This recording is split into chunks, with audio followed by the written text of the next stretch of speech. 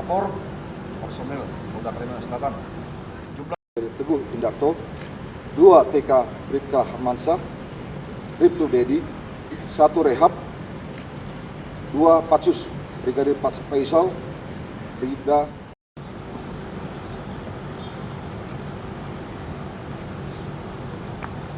mengawali tugas dan kegiatan kita pada pagi hari ini, mari kita sama-sama berdoa. Rahmat dan petunjukmu, pagi ini kami siap melaksanakan tugas, berbakti kepada bangsa dan negara. Sinarilah hati kami dengan nur petunjukmu, semua tugas dan kewajiban yang kami emban, untuk memelihara Kamtibmas, menegakkan hukum, memberikan perlindungan, pengayoman dan pelayanan kepada masyarakat, kesabaran dan keikhlasan. Tuntunlah kami ke jalan yang Kau ridhoi, dan bimbinglah kami untuk mewujudkan kepercayaan masyarakat, sinergitas kemitraan dan pelayanan pribadi dan bertanggung jawab, menampilkan keteladanan, melayani dengan ketulusan, menjadi konsultan dalam pemecahan masalah, menjamin kualitas kinerja dan menjadi abdi negara yang bersih. Selamat pagi, Shalom, salam kasih sejahtera bagi kita sekalian, Om Swastiastu. Yang saya hormati Pak Wakapolda, Irwasda, dan pejabat utama Polda Kalimantan Selatan. Sengaja apel ini kita majukan beberapa menit, karena setelah ini akan ada rangkaian kegiatan yang lain. Beberapa waktu yang lalu, dari 200 kg dan hari ini kita lakukan ekspos. Ekspos kita lakukan pengajuan juga karena pada 09.00 WITA nantinya kita akan melaksanakan. Tetapi kita juga tidak boleh memandang remeh bahwa kita juga disyaratkan untuk melakukan upaya dan ikhtiar agar kita tidak terjangkit.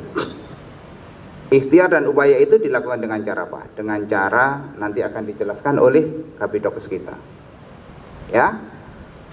Kepedulian terhadap keamanan diri kita sendiri, keamanan keluarga kita, yang berarti juga menjadi kepedulian kita untuk menjaga keamanan masyarakat luas.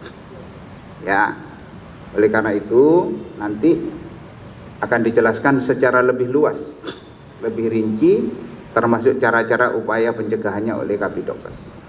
Ini menjadi perhatian kita semua sebagai bentuk kepedulian kita semua. Rasulullah mengajarkan kepada kita semua agar kita berikhtiar. Sungguh pun takdir kita baik, apabila kita tidak ikhtiarkan, maka takdir yang baik itu juga akan berubah. Berupaya yang terbaik agar kita bisa terhindar dari virus corona yang saat ini merebak di berbagai tempat. Itu barangkali sedikit pembukaan dari saya. Setelah ini rekan-rekan semua akan mendengar arahan atau berbagai masukan informasi dari Kabidokes kita, sehingga informasi ini bisa sampai pada semua anggota, sampai keluarga kita, termasuk upaya-upaya bagaimana menghindari Pamen, Pama, dan aparatur sipil negara. Pertama-tama saya ucapkan terima kasih atas kesempatan untuk kita sharing tentang apa itu COVID-19. Saya akan coba menjelaskan secara simpel agar pemikiran kita nanti bisa berubah, karena mulai sebulan yang lalu terlalu banyak berita-berita yang membuat orang jadi khawatir. Khawatir boleh, tapi nanti kalau itu sudah jadi premis mayor dan negeri itu terinfeksi pulang, maka orang itu masuk dalam pantauan. Di Rumah Sakit Ulin ada 3 orang masuk dalam dalam pengawasan. Apa itu orang dalam pengawasan? Dalam pengawasan.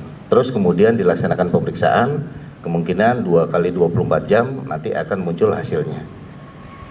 Istilah berikutnya adalah probable, dahulu kala disebut suspek, yaitu orang yang pernah bersentuhan dengan orang yang sakit COVID atau pernah ke negara yang pernah menderita COVID, ada gejala. Terus kemudian di ronsen dia ditemukan paru-parunya pneumonia, yaitu ada infeksi. Kalau di foto itu dia ada bercak-bercak. Perlu rekan-rekan pahami. Saya mencoba menjelaskan secara singkat saja bahwa COVID-19 itu kepanjangannya adalah Coronavirus Disease 19, karena virus ini munculnya tahun 2019. Virus ini disebut virus corona karena virusnya bentuknya bulat, terus ada mahkotanya banyak. Jenis virus ini ada sekitar 200. Yang menginfeksi manusia yang dipelajari ada 7. Yang terkenal ada 3. Ini merupakan tipe kedua dari virus SARS, Sindroma Acute Respiratory Syndrome dahulu kala. Ada lagi berikutnya yang MERS, yaitu Medical East Respiratory Syndrome. Apa bedanya? Jadi kalau virus SARS itu angka kematiannya sekitar 15%. Penelitian mengatakan bahwa virus ini pada suhu 56 derajat, dia akan bertahan tidak lebih dari 1 hari. Pada suhu 4 derajat, dia bertahan sampai 1 bulan. Ada orang bersin, jarak kita cukup, kemudian bersin itu bisa terhirup langsung 1. Yang kedua, orang itu bersin, virusnya nempel, kita pegang-pegang, terus tanpa sengaja kita hirup lewat hidung, maka itu akan mencelok pada jarak 1-2 meter. Sehingga kita tidak usah terlalu sampai waspada. Terus apa yang harus kita perhatikan kaitan dengan virus ini? Ada juga sering salah kaprah.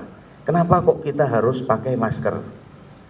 Ya, siapa yang harus pakai masker? Yang pakai masker adalah orang yang lagi curiga flu atau dia ada COVID, supaya tidak nyemburkan ke orang lain. Karena si masker ini sudah diatur, posisinya itu ada 3-4 lapisan. Kalau didemokan itu yang bagus, saat kita tiup dia nggak langsung keluar anginnya, sehingga saat kita bersin kita nggak akan mengeluarkan keluar. Semua virus itu definisinya ada self limit tahun, imunnya sudah menurun. Kalau kena ada namanya istilah komorbid, orang-orang yang sebelumnya sudah sakit diabetes, mungkin sakit TBC, sakit jantung, dan sakit-sakit lainnya, apalagi sakit autoimun, angka kematiannya sampai 20%. Namun pada kita yang sehat, yang seperti sekarang, cenderung virus itu akan ada, tapi daya tahan kita akan bertahan. Nah, orang-orang seperti inilah yang akan menjadi karier, membawa seger, buger. Nah, apa bedanya virus COVID-19 ini dengan flu-flu yang lain? Yang terutama adalah virus ini menyerang alveoli. Jadi rekan-rekan sekalian, dari BOMA ya, di suatu perusahaan dokternya ngirim bahwa common cold sulfate COVID. Padahal begitu difoto tidak ada apa-apa. Hanya karena kebanyakan dari kita merasa was-was, akhirnya penyakit itu muncul. Ada 2 hal yang perlu kita lakukan untuk melaksanakan pencegahan. Pertama adalah sistem tubuh kita ini punya imunitas. Jadi semua orang punya modal dasar. Ada orang yang kesehatannya mungkin nilainya sekitar agak menurun. Orang-orang, Tuhan ini sudah menciptakan badan kita ini ada sistem pertahanannya. Sehingga bagaimana caranya? Mulai dari kita laksanakan tidur yang cukup 8-9 jam. Jadi kegiatan-kegiatan yang nggak perlu, begadang, kita kurangi. Aktivitas olahraga, mulai dari jalan, sepedaan, tapi baiknya memang tidak dalam komunitas yang besar. 5-10 orang jalan, pulang, dan lain sebagainya. Kita sering kadang-kadang sedikit-sedikit upil-upil atau pegang muka, nganu mata, enggak. Penularan terjadi dengan sana. Sebelum pegang muka dan lain sebagainya, laksanakan cuci tangan. Cuci tangan memang sudah diajarkan, ada 6 langkah, mulai dari menggosok kelapa, menggosok punggung, sela-sela, kuku-kukunya, terakhir jempol. Intinya pelaksanaan cuci tangan ini harus dilaksanakan minimal 40-60 detik. Jangan ayo sapu cukup selesai, tidak bisa. Yang kedua bisa kita laksanakan dengan hand sanitizer. Nanti rekan-rekan akan dibagikan seperti begini. Ini isinya adalah alkohol 90% dan H2 peroksida. Jadi cukup iritasi. Sehingga pemakaian ini setelah 5 kali dia harus dibilas dengan air. Ini bisa buat sendiri. Tempat ini rekan-rekan bisa melaksanakan isi ulang di Rumah Sakit Bayangkara. Nanti kita siapkan dalam jumlah yang cukup. Terus kemudian apa yang kita laksanakan, Dak? Jadi misalnya kita dalam lingkup kerja di kepolisian begini, baiknya kalau ada misalnya orang berinteraksi dengan kita, dihindarkan untuk dia langsung misalnya pegang meja dan segala macam. Cukup jarak supaya tidak menularkan. Karena ada orang-orang yang kondisinya sehat, dia mau bawa karier yang ada pelayanan umum.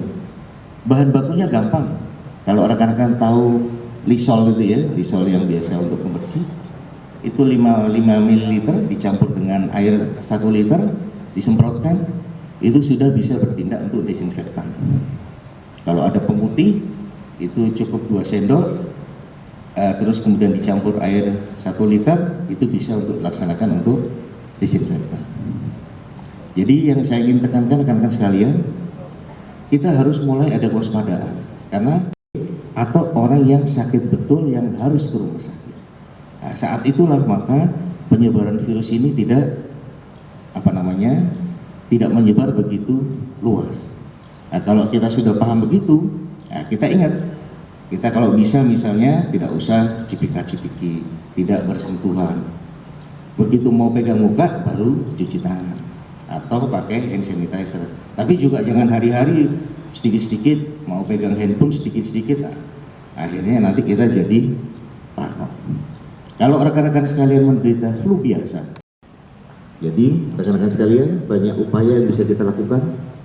2 yang terutama, yaitu pertama meningkatkan sistem imun kita, istirahat yang cukup, berpikir positif, olahraga yang cukup, makanan yang bergizi, berdoa. Yang berikutnya adalah berusaha melaksanakan pengetatan terhadap diri kita. Kalau kita sakit, segera berobat.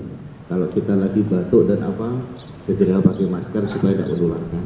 Mengurangi kontak-kontak sosial, nonton, ke kafe dan segala macamnya dikurangi sehingga penyebaran virus agak kurang. Peduli terhadap orang-orang yang rentan di sekitar kita, orang tua atau keluarga kita yang sakit dan lain sebagainya. Sehingga saat kita pulang, kita bersihkan diri dulu, baru kita bersentuhan dengan keluarga. Sehingga karena orang di rumah, diam di rumah, kita yang muter-muter. Kita sehat karena badan kita kuat, kita masuk ke rumah, mereka bisa tertular. Mungkin itu rekan-rekan sekalian yang ingin saya jelaskan khusus tentang COVID-19.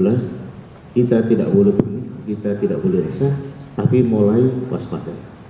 Setelah kita memahami apa itu COVID-19, tentunya pemahaman itu bisa ditularkan kepada yang lainnya sehingga terjadi positive thinking dan saling perlindungan.